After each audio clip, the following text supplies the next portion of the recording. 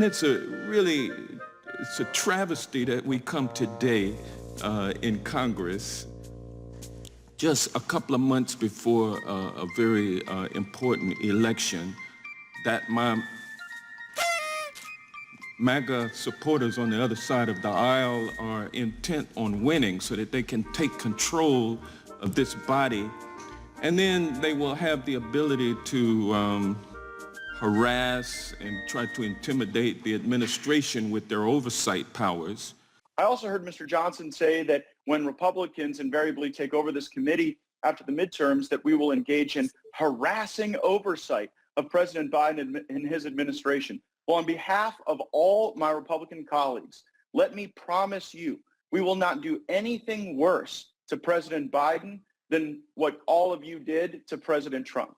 Now, first, way back in January 2017, it was the Russia hoax in coordination with a corrupt, deceitful, propaganda, state-run, Democratic Socialist TV mob in the media.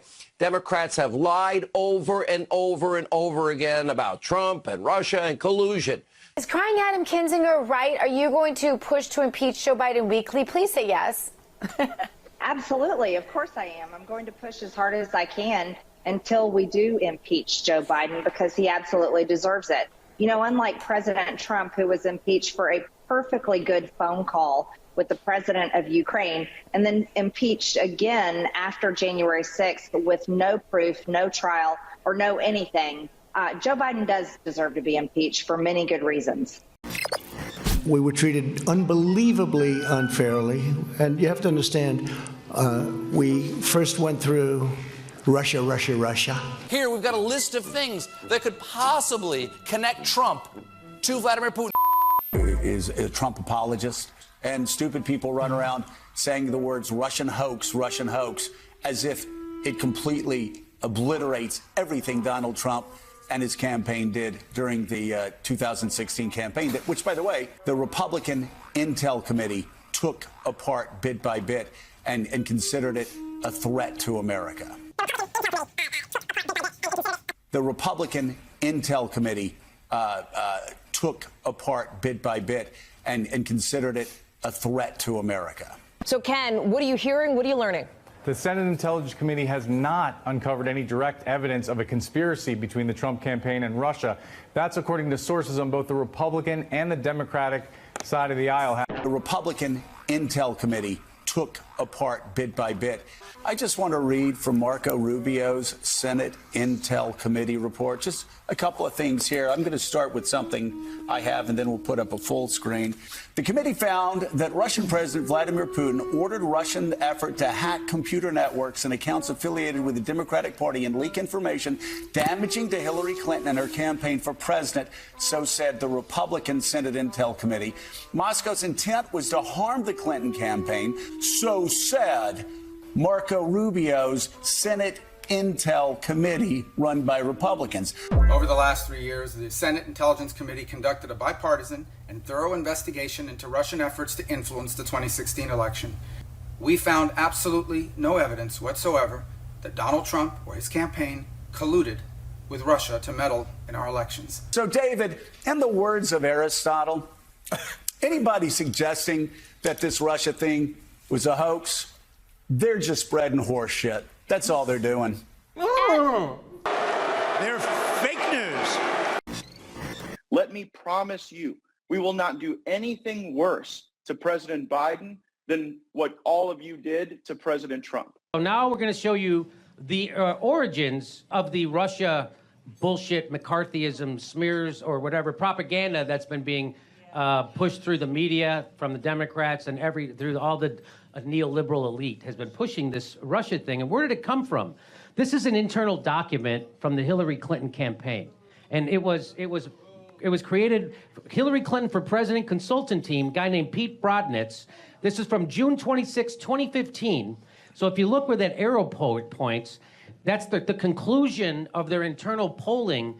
Half of all likely voters are less likely to support Clinton after hearing that statement, and 17% were much less likely to support. So they said that was her biggest vulnerability. And what do you do with your vulnerability? You throw it on your opponent. Also, what is your opponent's biggest strength? You attack it. So Donald Trump's biggest strength was his patriotism. So they fucking take her biggest vulnerability and they throw it on his biggest strength. And that was a decision made by John fucking Podesta. And how do I know that? Because here it is, 2015. Donald Trump starts to surge. At the end of 2015, he starts to surge and they start to get scared. So if you read that part in blue at the bottom, what it says is, the best approach is to slaughter Donald for his bromance with Putin. That's from December 2015. That's where this comes from. This is fucking made up. The Russians offered help. The campaign accepted help. The Russians gave help, and the president made full use of that help. And that is pretty damning, whether it is proof beyond a reasonable doubt of conspiracy or not. To understand what Trump has done in connection with the Russians to undermine our democracy. Well, I think they're getting closer to knowing that the truth's going to come out, that there was activities with the Trump campaign in Russia and releasing those hacks and guiding them to the states and the localities where they came from. Some of that was Jared Kushner's responsibilities. Some of it was Donald Jr.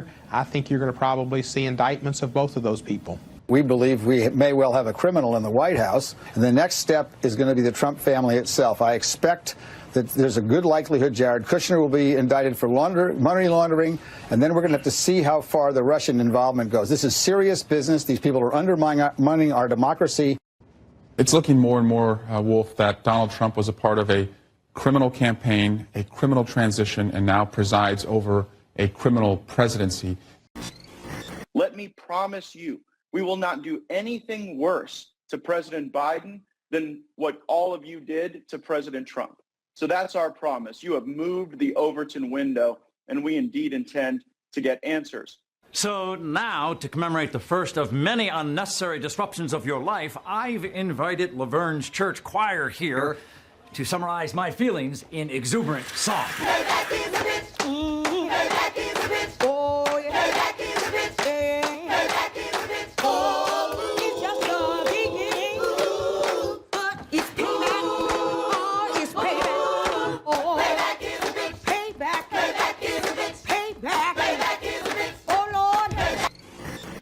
You know, what these MAGA extremist Republicans will do is to criminalize women's reproductive freedom.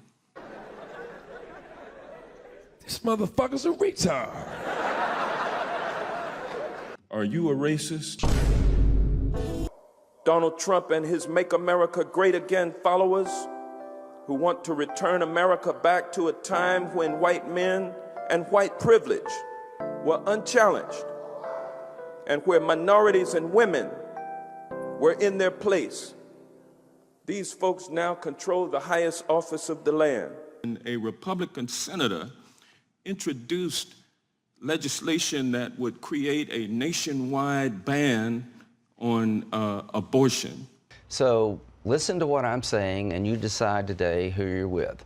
Chuck Schumer introduced legislation several months ago that would allow abortion on demand up to the moment of birth, like China and North Korea, for the entire nation. What did I do in response? I said at 15 weeks, when the baby can feel pain, it sucks its thumbs, that we're going to ban abortion except in the cases of rape, incest, life of the mother. We're talking almost 4 months into the pregnancy. It puts us in line with France is at 12 weeks, Germany, England is at 14 weeks. Only in Washington is it extreme to protect a baby at 15 weeks from an excruciating death. The only thing I got going for me is every pro-life group in America and about 70% of the American people. They would also, if you give them back the gavel, they want to do away with Social Security. Bullshit. And it's true. They want to, in addition to doing away with women's reproductive freedom, they want to do away with Social Security and Medicare as we know it. We're not going to touch Social Security. I said from day one that we're going to protect Social Security. We're going to protect our people. And Social Security is one of the things that will be protected. Pre-existing conditions will be protected. Medicare will be protected. Have you been on the floor of the Senate? You were in the Senate for a few years. Yeah. Time and time again, talking about the necessity, with pride, about cutting Social Security, cutting Medicare, cutting veterans programs. No. You never said that. No. When I argued that we should freeze federal spending, I meant Social Security as well. I meant Medicare and Medicaid. I meant veterans benefits. I meant every single solitary thing in the government. Look, here's the deal. You're an honest guy. Why don't you just tell the truth here? We all make mistakes. I am telling the truth. And I not only tried it once, I tried it twice, I tried it a third time, and I tried it a fourth time. But Social Security will be totally protected under me. Under them, it will not be protected because we will have a stock market crash, the likes of which you've never seen. Your taxes will be doubled and tripled. And your regulations will go through the roof, which is what was causing the problems with the country in the first place. And last but not least, these MAGA Republicans are hell-bent on destroying our democracy. They want to defund the FBI. And this is a part of what they're doing today. Madam Speaker, I rise in support of the George Floyd Justice in Policing Act. Are you a racist? Regular black folks like George Floyd and Rayshard Brooks accosted for broken taillight types of offenses. 1:41 p.m. on June 12th, Officer Devin Brosnan of the Atlanta Police Department pulls into the Wendy's parking lot on University Avenue. He's just been dispatched to respond to a complaint of a man sleeping in his vehicle.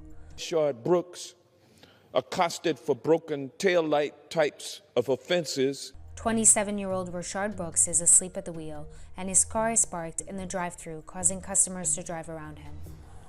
Officer Brosnan knocks on the driver's window several times.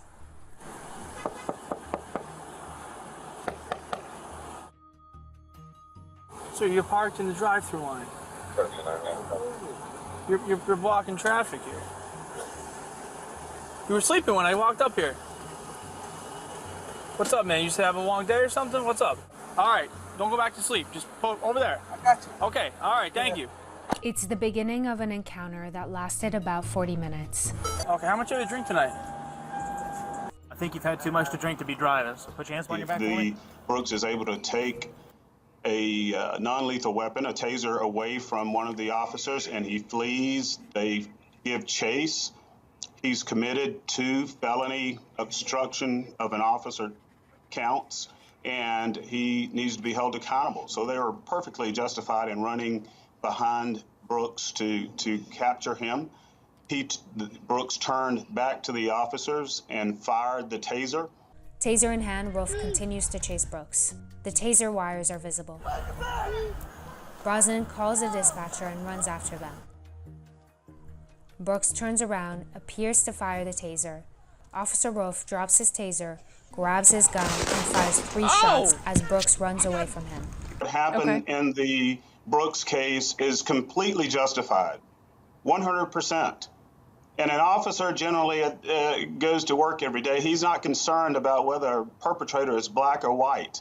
He's there to do a job. He was called there by the employees of Wendy's because the guy is passed out at the wheel. Accosted for broken taillight types of offenses. The suspect had the ability to hurt the officer. He had the opportunity to hurt the officer because he took his taser. The officer's life was certainly in jeopardy, and the suspect could have complied, and none of this would have happened.